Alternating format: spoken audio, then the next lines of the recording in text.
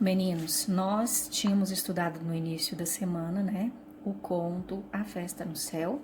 A tia pediu para que todos lessem, fizessem a interpretação textual, de maneira que nós nos preparássemos para esse momento, né? Que nós vamos estudar essa tipologia textual que nós vamos trabalhar durante o mês de agosto, que é a tipologia textual conto. Tá bom, meninos? Então, olha aqui, ó. Você, com esse documento na sua mão, né, de produção textual, você já deve ter colado no seu caderno, vamos fazer a leitura juntos para que nós possamos identificar e aprender sobre essa tipologia, né? Que é o conto. O conto é um gênero literário que é uma narrativa curta, escrita em prosa. O que é uma narrativa escrita em prosa, meninos? Uma narrativa escrita em prosa é essa onde nós percebemos a presença de quê, gente? Uma narrativa escrita de maneira normal, preenchendo os espaços das linhas até chegar lá na margem, que tem que parágrafo, não é? Então, o conto é uma narrativa curta, porque percebam que foi uma história contada e ela não tem muitas páginas, não é como se fosse um livro, não é uma história longa de 5, 6, 7, 10 páginas. É uma história curta, tá? Em prosa, que é o que a tia estava explicando, que é em prosa, tem parágrafo, não é como a poesia, já viu a estrutura da poesia?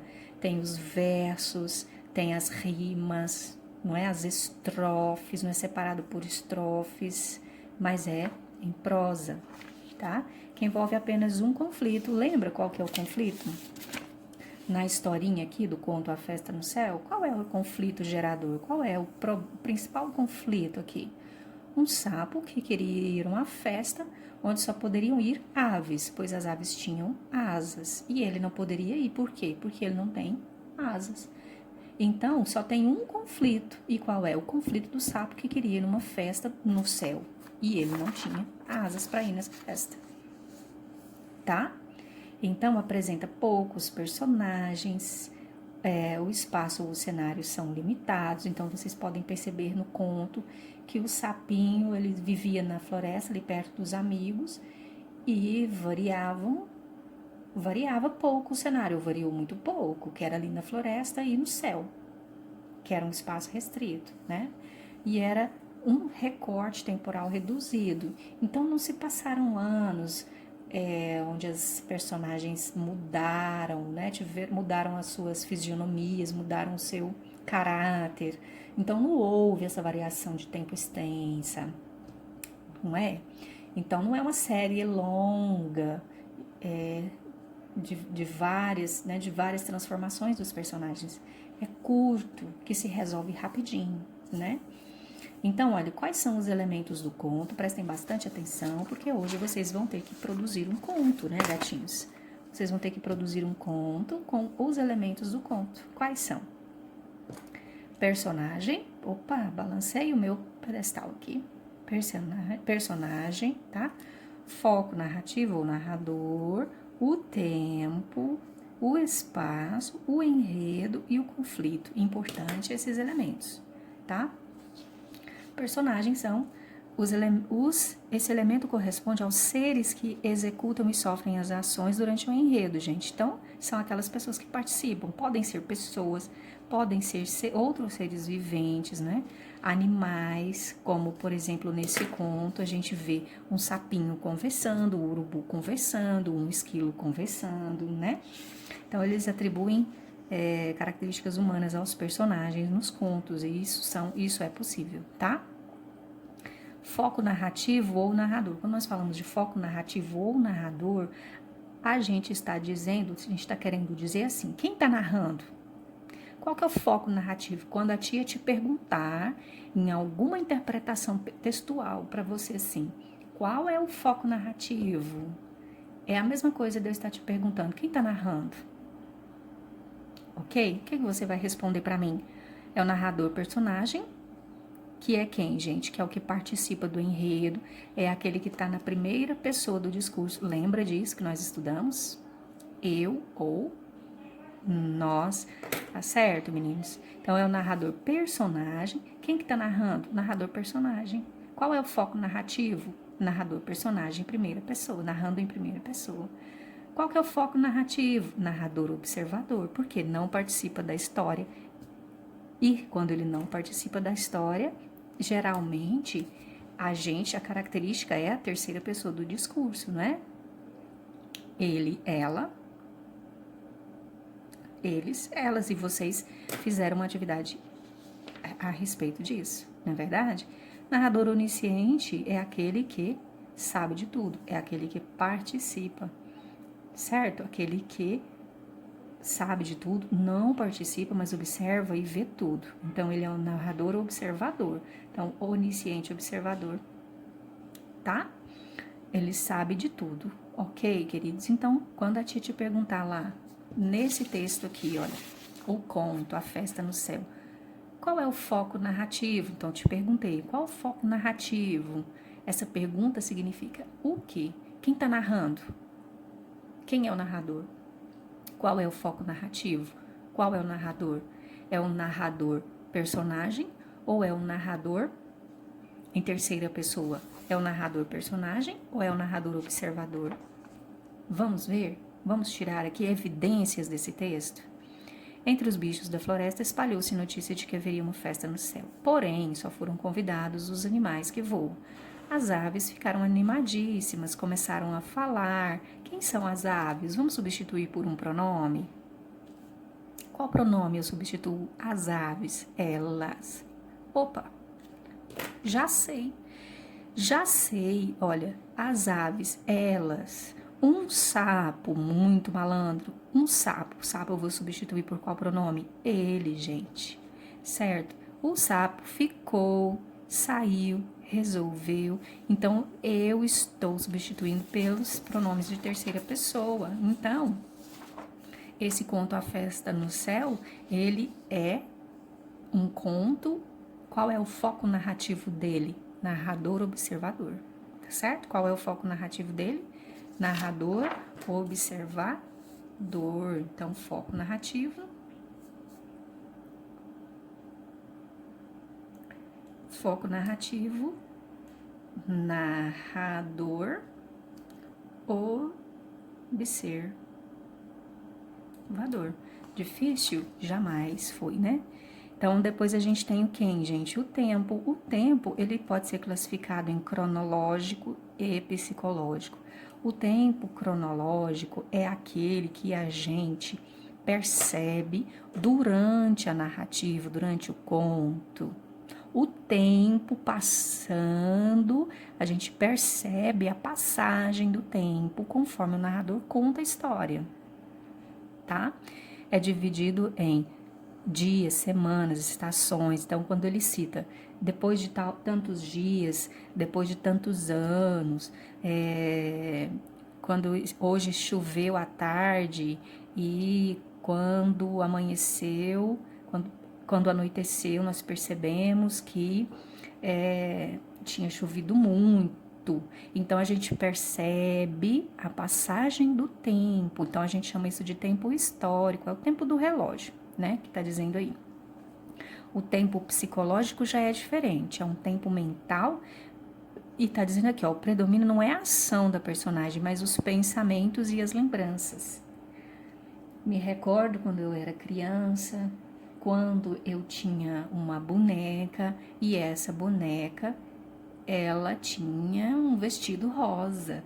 Então, percebe que a tia narrou um tempo psicológico que está dentro da cabeça dela. Eu não sei dizer quando é que foi isso, porque quando eu era criança, vocês não têm o registro dessa data, no texto não tem esse registro, então é um tempo psicológico. Vamos ver no texto como é que a gente pode classificar esse texto, se o tempo dele é cronológico ou psicológico. Antecipadamente, lógico, né? Eu já vim no texto para tirar as evidências do texto de que o tempo é cronológico. Como eu sei disso? Nesse parágrafo, olha, imagine o sapo, pesadão, não aguentava nem correr, que diria voar até a tal festa. Durante muitos dias, olha, percebe que ele está falando que se passaram muitos dias.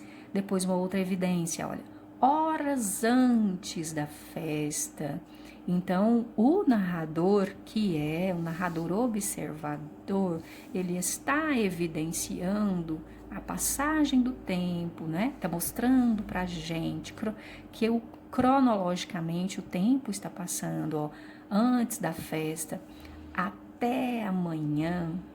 Então, ele mostra pra gente, deixa evidente aí a passagem do tempo. Estava quase amanhecendo. Então, são reflexões, são frases que ele escreve, que ele percebe essa mudança no tempo, tá certo? Então, essas evidências demonstram que esse tempo, o tempo, então, nesse conto, ele é o que, gente? O tempo é cronológico, crono de horas, tá? Lógico de marcação de tempo cronológico, tá certo? Então a gente vem, vamos continuar. O espaço de um conto é, em linhas gerais, o cenário. Então veja, qual é o cenário desse conto? Aonde esse conto, a festa no céu, acontece? Acontece na floresta e aonde mais? Acontece na floresta, na casa do urubu, não é? No céu, não é? Então, ó, o espaço do conto é, em linhas gerais, um cenário onde as personagens executam a ação. O que é o enredo? A sequência de ações que compõem a história. É o enredo que traz movimento para o gênero narrativo. Então, qual é o enredo dessa história? Sequência de atos. Então, um sapo, né, que descobre que vai acontecer uma festa. Essa festa somente com aves. Ele não foi convidado. E o que ele faz? Ele articula um plano, que é entrar na viola, né, no violão do urubu, vai para o céu, participa da festa, pega carona de volta com o urubu. Quando é descoberto, e então o que acontece? O urubu fica com raiva por ter sido enganado, joga ele do alto do céu, porém ele não morre, mas fica com marcas nas costas. Então esse é o enredo. Percebe que a tia, depois de ter lido o texto, ela faz um resumo das sequências, das ações ali dos personagens, não é? Então o enredo é como a sequência das ações que compõem a história, tá? E o conflito pode ser definido como a situação, problema vivenciado. Qual que era ali? O conflito gerador, não é? No caso do conto, que é um gênero curto, o conflito costuma ser único. O conflito gerador aqui, olha, na festa do céu, a tia já disse. Qual era o conflito gerador? Um sapo que queria ir numa festa onde ele não foi convidado, não é? E esse é o único conflito gerador. A estrutura do conto. Então, olha, nós sabemos quais são os elementos, ok? Agora nós vamos para a estrutura. O que é a estrutura? É como o texto deve ser escrito. Então, os elementos do conto são aquelas coisas na narrativa do conto que estão lá, ó, implantadas lá dentro da história. Agora, a estrutura do conto, o que é a estrutura do conto? É a maneira como o conto, o texto é escrito. Como é que esse texto é escrito? Como que ele é escrito? Qual a estrutura? Ele tem uma introdução ou a apresentação. Essa introdução é o início da narrativa. Então, gente, é quando a gente vai apresentar os personagens. Olha, nós vamos apresentar os personagens, nós vamos apresentar o espaço, o tempo, se é cronológico ou se é psicológico, onde a história vai acontecer, tá? Então, como é que é essa introdução? Olha, vamos imaginar que para a introdução a gente pegue aí, olha, um parágrafo, você tem a sua folha de produção textual, ok, queridos? O que nós vamos fazer com ela? Essa primeira linha, nós vamos deixar essa primeira linha para o título, ok? você vai pular uma linha, tá? E vai começar a escrever o seu conto, porque você tem que fazer uma produção de texto hoje, né? Então, você vai deixar uma linha para o título, pula uma linha e começa a sua produção a partir daqui. Eu recomendo que você pegue uma folha de caderno para você fazer de rascunho. O que é rascunho? Rascunho é um papel onde você vai escrever, você vai rabiscar, você vai testar uma ideia e outra e vai estar sempre rabiscando e testando. Quando tiver tudo prontinho, aí você vem e passa para cá. Ok? Então, nós temos aqui, ó, que fazer, ó, a estrutura do conto. Nós vamos ter que produzir baseado, né? Prestando atenção na estrutura do conto, gente. Qual é a estrutura? Introdução. Então, na introdução, nós vamos iniciar a narrativa. Lembre-se sempre que para iniciar uma narrativa, nós temos que deixar parágrafo. Olha, parágrafo de 2 dedos. Deixe parágrafo. Se vier produção de texto sem parágrafo, a tia vai dar cascudo. Tá? Então, vamos começar a fazer a introdução. Introdução não é apresentar a história? Então, era uma vez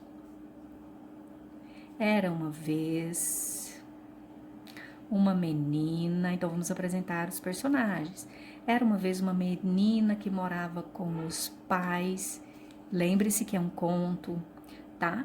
Tem que ser um espaço onde é um espaço mais restrito, não pode ser, é um conto que não pode ter muitos espaços, né? Porque ele tem que ser curto, tá? Uma narrativa curta, lembre-se disso, tá? Então, era uma vez uma menina que morava com os pais em uma casa com portas que faziam barulho à noite, que batiam à noite. E então veja que a tia já está criando uma história e aqui eu já estou dando para vocês, olha, personagens, né? Eu já decidi que o foco narrativo é em terceira pessoa, porque eu falei de uma menina é ela. Então, o foco narrativo aqui é que, gente? Foco narrativo ou narrador, terceira pessoa. Ok? O espaço é na casa dela, tá? O enredo nós estamos criando. Qual que é o conflito? Nós vamos criar agora. Então, eu vou criar a história de uma menina que morava em uma casa onde as portas batiam à noite e um dia ela saiu pela casa à noite para ver o que estava acontecendo e então ela descobriu o que era que fazia as portas baterem. No final de tudo, ela ficou impressionada com o que ela descobriu e mudou, e a família toda mudou para outra cidade porque eles não queriam ficar mais naquela casa. Então, viram o enredo da história? Isso é o enredo, é a sequência de ações que compõem a minha história. Então, aí eu tenho que narrar. Então, era uma vez uma menina que morava em uma casa com os pais e à noite ela ficava assustada porque as portas batiam, certo? Então, olha, na introdução é onde eu tenho que apresentar o espaço, que é a casa dela. Quem são os personagens? A menina e os pais. O tempo é o tempo cronológico, porque à noite as portas batiam. Então, ela observava o que acontecia à noite, né? Então, você vai deixar um parágrafo para você fazer a introdução, tá? E você pode fazer a sua introdução, quantas linhas. Quando você terminar de fazer a introdução, você vai pôr um ponto final. Não pule linhas durante a sua produção, tá? Se você terminou aqui nessa linha, você vai continuar na linha de baixo, tá? Então, você escreveu blá, blá, blá, blá, blá, blá, blá, blá, blá, blá, blá, blá, blá, blá, blá, blá, blá, blá, blá. E aí, você ocupou todas essas linhas, olha, para você fazer a sua introdução, se você ocupou tudo isso e você veio até aqui, ponto final, você vai continuar na linha de baixo, não pule ponto. Então, um parágrafo para a introdução. Vamos fazer isso. Tá?